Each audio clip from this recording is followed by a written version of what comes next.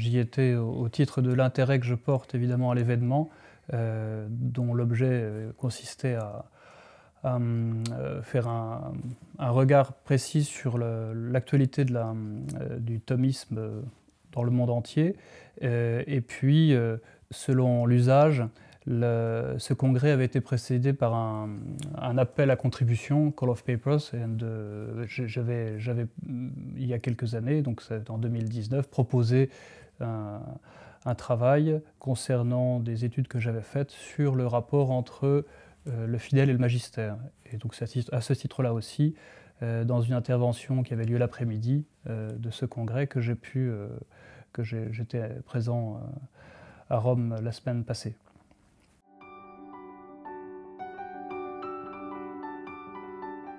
Le congrès s'est tenu pendant la semaine, du lundi au vendredi, et puis le samedi était proposé à tous les participants un pèlerinage qui nous transportait de Rome jusqu'à Aquino, en direction du sud, vers Naples.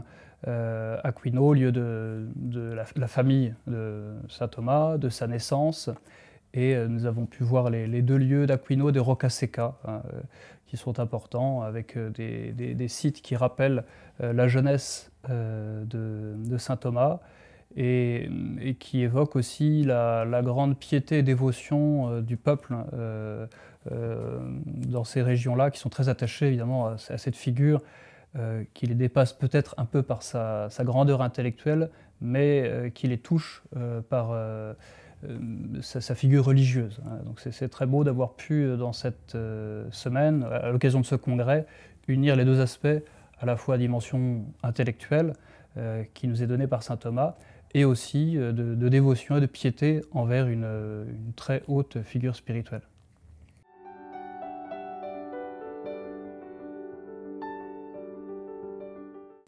Alors, le 11e a été précédé par 10 autres congrès thomistes internationaux. Le dernier avait eu lieu en 2003, si je ne m'abuse, donc presque 20 ans après. Le précédent dans les années en 1990, je crois. Et ces congrès ont commencé à la fin du 19e siècle dans le mouvement initié par l'encyclique Aeterni Patris de Léon XIII. À date régulière, plus ou moins tous les 10 ans, avec des interruptions, des effets d'accordéon, des dates plus ou moins rapprochées. Et il est vrai que dans les dernières années, le congrès thomiste international se faisait attendre, hein. Et il a été retardé par les années Covid qui ont empêché la tenue à la date prévue initialement, mais grâce à la ténacité des organisateurs, notamment le père Serge Thomas Bonino, le congrès a pu se tenir dans d'excellentes conditions, il faut le reconnaître. C'était très bien organisé, très bien préparé à l'Angélicum à Rome.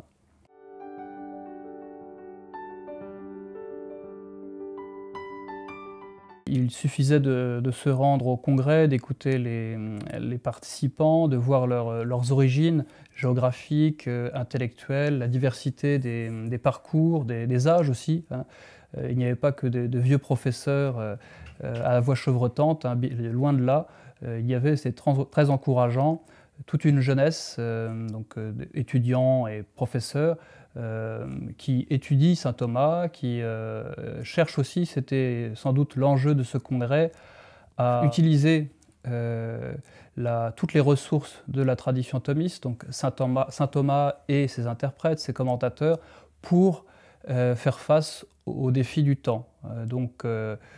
On sentait vraiment cette idée que saint Thomas ne doit pas être cloisonné à son époque et à son histoire personnelle, pour ainsi dire, au XIIIe siècle, même si l'étude de son contexte est essentielle, hein, pour bien comprendre sa pensée, mais quand on a une pensée aussi féconde, elle doit pouvoir, comme une source va vers l'embouchure du fleuve, hein, elle doit pouvoir donner beaucoup derrière avec une vraie fécondité intellectuelle. Et c'est ça qui était, je pense, l'enjeu principal de ce congrès, manifester pour les participants et puis aussi au cœur de l'Église, puisque le congrès avait lieu à Rome, cette grande fécondité de la tradition thomiste aujourd'hui.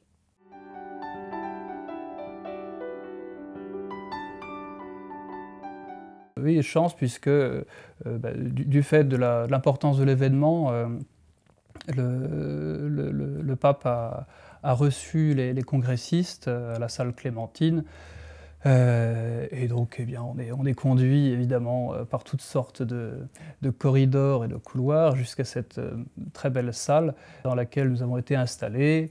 Le pape est rentré, s'est installé lui-même, et puis le père Serge Thomas Bonino, qui faisait la présentation de notre groupe, a pris la parole pour expliquer la raison de la présence de toutes ces nationalités à Rome pour cette semaine. Et ensuite, le pape a lui-même répondu. Il a remis manuellement, c'était un peu la petite fantaisie de cette audience, il a remis manuellement le texte qui avait été prévu pour lui, qu'il était censé nous lire pour voilà, nous remercier, nous féliciter, nous encourager sans doute, mais il a préféré s'exprimer, je dirais, de l'abondance du cœur, en donnant quelques idées qui lui tenaient à cœur concernant saint Thomas. Et ce qu'on peut retenir, c'est une idée qui est non pas neuve ou récente, mais qui est de plus en plus importante, je pense, dans les milieux qui s'intéressent à saint Thomas, cette idée d'avoir saint Thomas comme un maître. Un maître intellectuel, certes, mais aussi un maître spirituel, donc un maître qui englobe tous les éléments d'une vie profondément contemplative. Un peu les deux mots qu'on peut retenir de cette intervention, saint Thomas comme un maître, et puis la dimension contemplative de nos études. Et le simple fait que le pape ait reçu les congressistes et qu'il ait donné un peu ces deux lignes est, à mon avis, très positif et un vrai encouragement pour tous ceux qui rencontrent saint Thomas et se demandent si il mérite d'être suivi. Je crois que la réponse c'est oui.